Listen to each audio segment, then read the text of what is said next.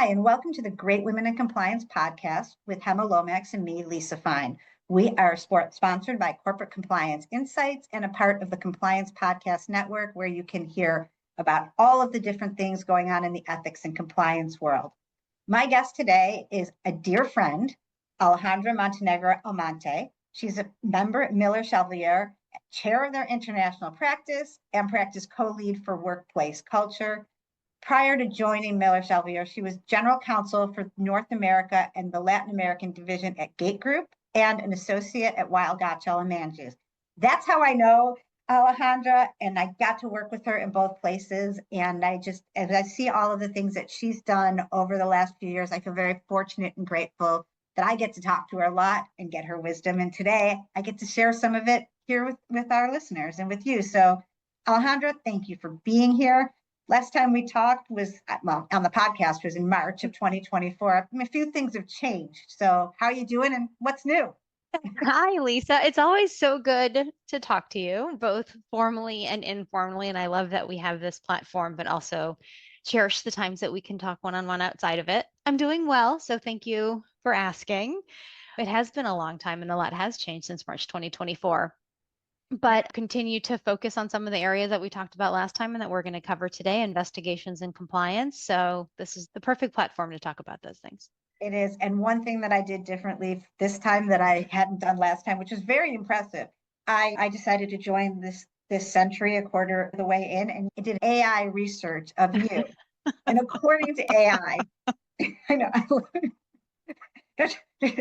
this is what we've come to, which I love. One of the things that AI says about you is your forward-thinking approach anticipates regulatory trends and societal expectations beyond traditional financial crime, advocating for a comprehensive view of corporate integrity.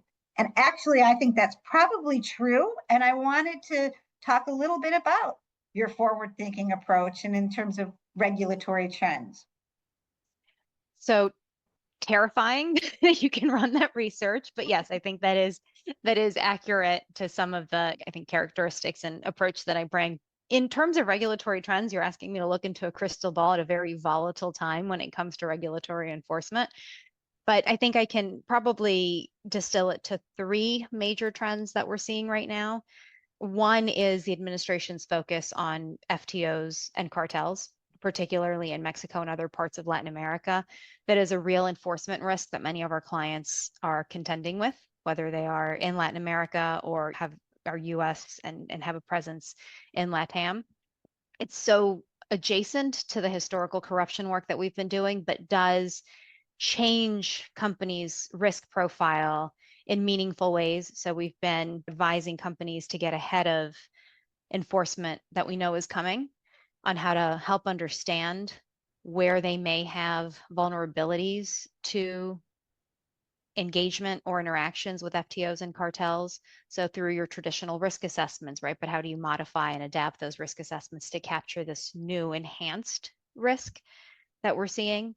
We've also seen the Trump administration bring new False Claims Act enforcement actions, both in customs fraud space and also in connection to DEI, which is leading to the third regulatory enforcement piece, where we've seen the Trump administration since day one issue a number of executive orders. Just 2 days ago, we saw the Department of Justice issue new guidance on what it considers to be illegal DEI and how the Trump administration is going to be bringing additional enforcement action in that space, particularly focused on recipients of federal funding. So universities are a big target. Government contractors are a big target. So we're actively advising clients in that space, both from the government contract group, not BEEP, but my GovCon colleagues, and from the workplace angle, how to manage existing commitments to DEI initiatives while mitigating the growing enforcement risk in that space and complying with federal laws that historically have been used in ways that we anticipate may change. Yeah. And what are you seeing in the move in those areas a little bit about how are organizations protecting or moving into some different directions? So I'll say on the FTO and cartel space, it's a really challenging area from a compliance standpoint. right? Because particularly in Mexico, you have cartels and FTOs operating in all aspects of society and of the country with legitimate seeming businesses that may still have some ties or connections or involvement of individuals who are parts of FTOs and cartels. So looking at third-party due diligence procedures to see how you can identify new questions, access new databases that may give you more insight into the individuals that you may be knowingly or not, right, engaging with. And secondarily, really understanding their operational footprint in a way that compliance officers historically have, but taking a closer look at where their operations may be vulnerable to influence by FTOs and cartels. So, okay, so that's great. So let's move outside the US a little bit, because I think that is one of your major areas. And I had read the Miller Chevalier Latin American Corruption Survey. Literally, the first finding was that corruption remains entrenched throughout Latin America, although there is some positive move forward where I think when it 41% in 2024 versus 47% in 2020 have lost business due to, but I mean, it's decreased, but that's still a huge amount. Yes. How do compliance officers handle that? And what are you seeing in terms of those trends, particularly with the change in focus in the US? So the good news is that another result that came out of that survey was continuing increase in companies' commitment to compliance. But one of the things that jumped out to us is not just having more policies and more procedures, but really seeing an evolution. We've been doing the survey for a very long time. And that's probably one of the areas that we've seen consistent growth in, is the complexity of the compliance programs and the deeper investment that we're seeing in companies that operate in Latin America. I view that as very hopeful, right? And a response to the continued corruption risk that exists. I will note that in the Trump administration, with the FCPA pause announced and now the unpausing of the pause, if you will, but new guidance that was issued by the DOJ, that has not impacted companies' commitment to compliance in the region. The risk calculation has not changed, in part because, yes, there continues to be US enforcement risk. And frankly, I think more so given the DOJ guidance that says they will focus more on foreign companies that engage in corruption to the detriment of US interests. So they do still continue to perceive a high risk. I do think also it's just become so entrenched in corporate culture, even outside of the US, to promote ethics and integrity, with anti-corruption compliance being such an important part of that stays. So people see the value outside of just mitigating enforcement risk. And you see Latin American countries who have developed their own bodies of law. So the US isn't the only risk that companies face anymore. So I am happy to see that trend has continued and the commitment stays. Just as you were talking about that, and then going back to talking about the pause, the unpause, and the change in the focus cartels and how you look at this differently. From a resourcing perspective, if you're a practitioner, I don't know very many compliance officers, with the exception of those who just have come out of some sort of enforcement action, who are saying they have all the resources they need. With all of these changes in focus, how do you think that it makes sense from your risk assessment or other things, if you've only got the same amount of the pie and you've got a pause or an unpause, how do you reallocate, and what do you see are some of the priorities? That's a great question. I would not remove resources to corruption. I agree with that. That's the easy answer. Right. But I would allocate some resources, particularly if you're in areas that are ripe for enforcement of FTO and cartel risks. I would allocate resources in that space. Now is the time to re-engage in focused risk assessments to better understand the risk profile, and that will help further inform what resources should be allocated in that area. But I wouldn't rest, if I was a compliance officer, without at a minimum depending on your operational footprint, at a minimum, kicking the tires if you have a very small footprint, and more broadly, taking a deeper dive if you have a extensive operations in Mexico, for example, like logistics companies, right, that have a wide network, Right. including to a footprint, to really understand the profile of the risk and ensure that your existing program is responsive to those risks. And I think one of the challenges on that is not necessarily from the compliance officer side.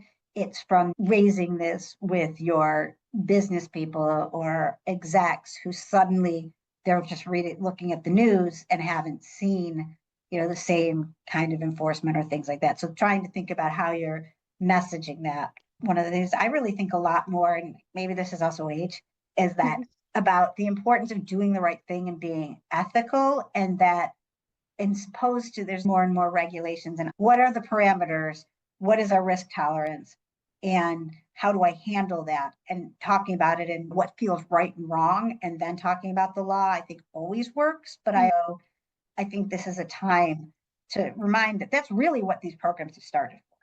That is exactly right. I think you and I have been working in this space long enough where we were selling the concept of compliance to clients and our internal clients back in like 2010. And I think it's a little bit of that, right? I mean, what we were messaging to companies, particularly in Latin America, that were looking at us at the time, trying to understand in the early 2000s why they needed to care about this US law, right? And how it applied to them.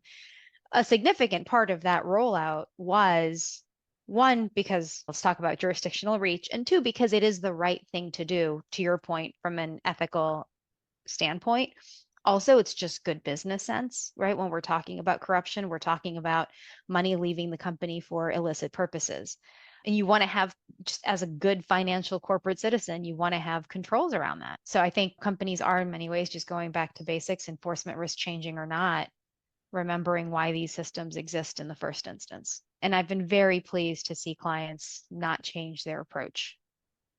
I do think that most organizations and good organizations really do care about doing the right thing, whether it's for their employees and for their bottom line and all of it. But I think it all comes back to similar concepts as well. Mm-hmm. So what other things are top of mind are you seeing these days? A lot of workplace culture and conduct activity, which is, I think, also something companies are taking very seriously. We've brought into high profile, high risk, right, accusations against senior executives. That's typically when we have been brought in. More and more, though, we're being engaged by clients to lead investigations that fall lower on the risk and profile scale. I think companies are understanding how quickly culture can erode when you have maybe not something that rises to the level of harassment, but a toxic workplace environment, or even the optics of perception of conflicts of interests within organizations and how that can affect dynamics between employees and just trust in the company's ethical commitment and integrity. So it's been a fascinating space.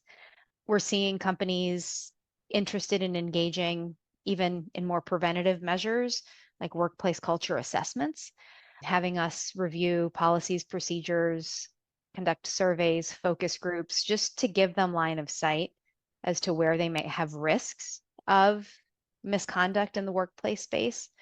So that's been something that's really exciting. And of course, as I was mentioning earlier, with the anti-DEI activity that we're seeing from them, administrations, companies are really trying to understand what that means to programs that they've operated for so long.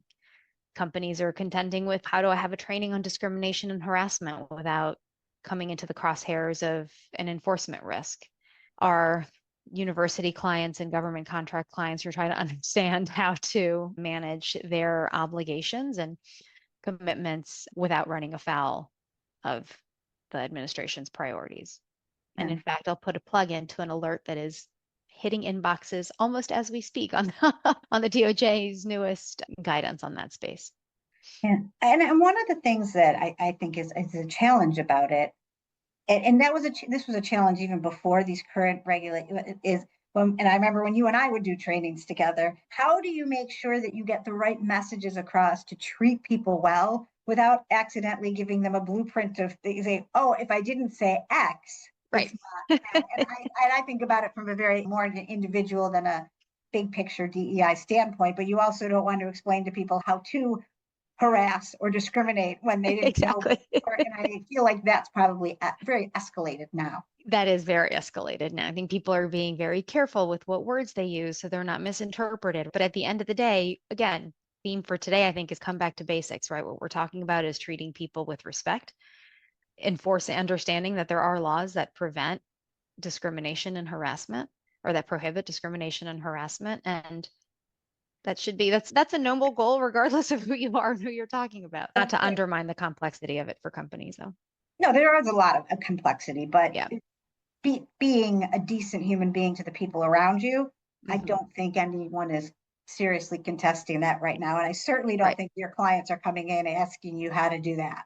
No, not at all. Not at all. But I think it's interesting when you were saying that now they're looking not just at the high profile senior executive kind of investigations, Alejandra, but talking about throughout the different parts of a business.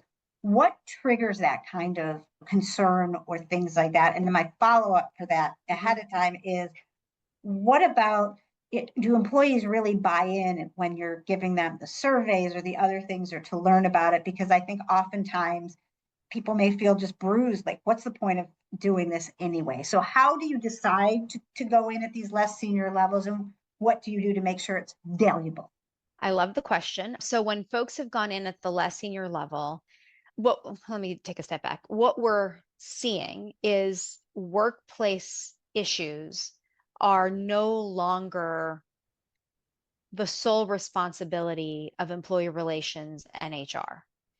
Companies are, and including HR and employee relations, are viewing these issues less as a litigation risk and really more as a compliance concern. We're seeing more cross-functional approach to intake and triaging of complaints. And so you now have compliance officers and legal departments getting involved in what have traditionally been seen as HR and employee relations issues, talking about lower levels than in the past. So we've had investigations that are started because someone receives truly an email or a conversation that leads them to believe this is a toxic workplace environment, and compliance officers are becoming astute enough to understand it can't be that disproportionate of a reaction. Right. What else is there, right? And employee relations and human resources are understanding it can't just be about, sometimes it is, my boss doesn't like me.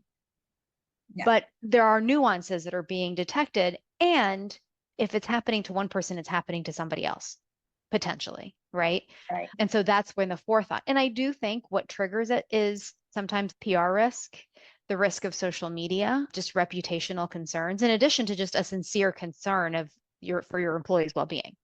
With respect to your second question of employees, how they take surveys and focus groups, you will have the occasional eye roll, right? Like been there before. But I will say the approach that we take to surveys and cultural assessments, it's not, are you happy here? Do you enjoy the benefits, right? It really is a compliance-based approach. Like, are you aware of these policies? Have you been trained on these issues? So employees recognize it as something different. In focus groups, we get a lot of participation and insight. And one thing that we do tell our clients before we start this work is it can't just end with the report, right? There has to be an action plan.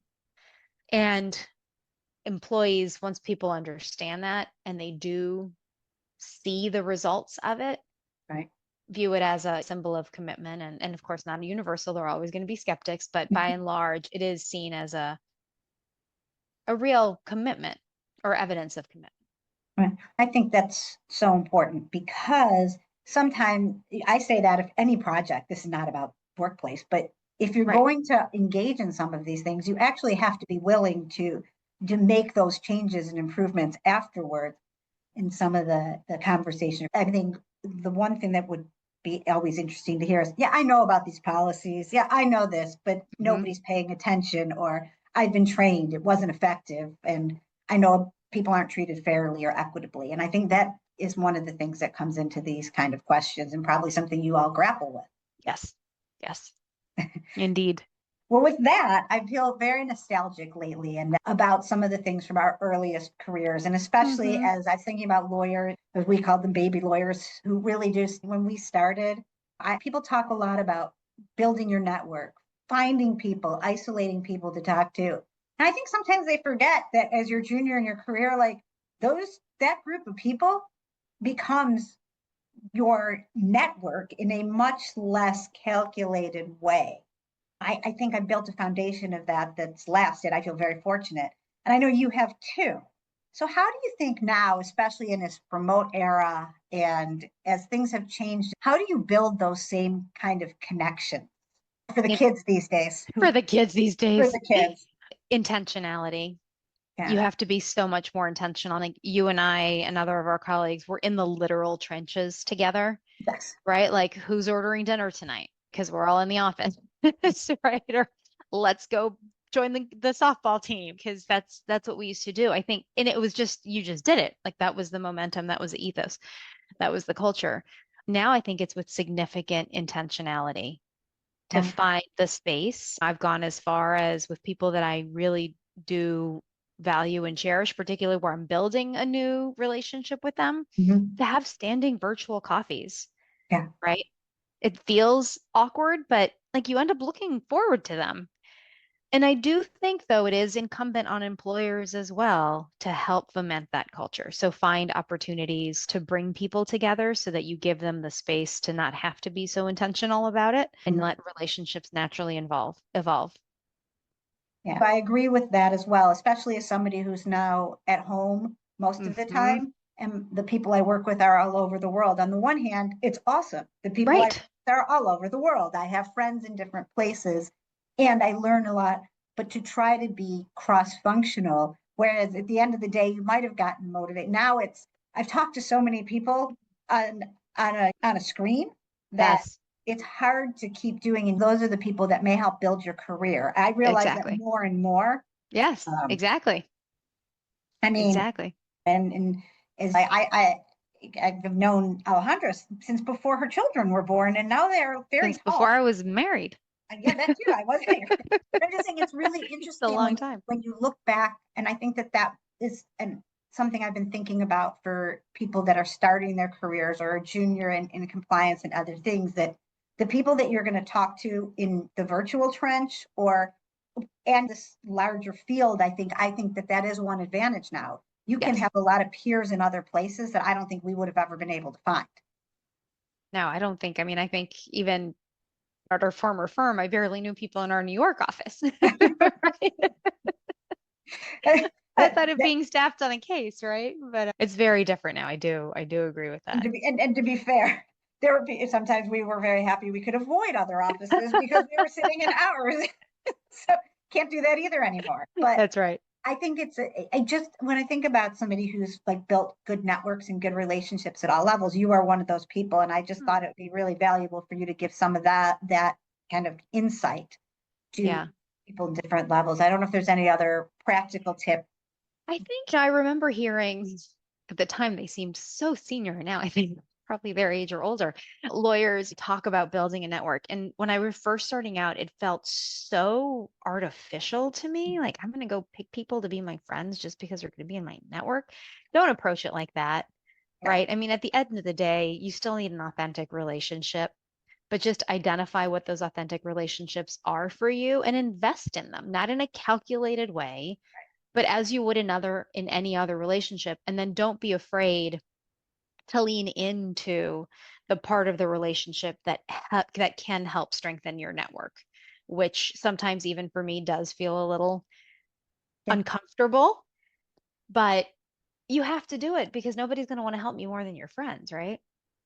exactly. And sometimes it's hard because I think also it's harder. I think also our generation, again, harder to be Hmm. vulnerable. Sometimes I Yes. have to say, I look on social media, I'm like, oh my God, that's a lot of sharing. There's just so much sharing. But so much sharing. But what I think is interesting about it is there is a way to build connections. And I also I think the friends that your friends introduce you to, you Hmm. will end up finding people who have commonalities that are professional and personal. And while in some situations or many, it's good to kind of keep some of those things separate. I think building those. I mean, 20 years later, I still can't believe we've been doing this for as long as we have. But on the other hand, it's really nice to feel like you've built history with people, as well Yes. as just taking the time to figure out who's senior that you think will help you down the line, which was back in the day kind of what they told you to do. Exactly. Exactly. Yeah. So, I just get so happy that I'm able to talk about these things with you publicly, and for you in all of these interesting things that you're doing in LATAM, and especially in workplace culture in a time that we need it. So, Alejandra, thank you so much for joining me today and for always giving great insight and being a wonderful friend. And on behalf of the Great Women in Compliance podcast and Hema, me, and the community, thanks so much and have a good day. Thank you so much for inviting me. Compliance Podcast Network. Start your mornings with daily compliance news, quick, sharp updates on the top compliance and ethics stories in under 5 minutes every morning in Compliance Podcast Network. Because compliance never sleeps. Need practical advice fast? Check out Compliance Tip of the Day. One actionable idea to level up your program. Short and sweet, every day on Compliance Podcast Network. Got 10 minutes? We've got the week's top 10 stories. 10 for 10 brings you the big compliance headlines. Fast, fun, and focused. Every Saturday on Compliance Podcast Network.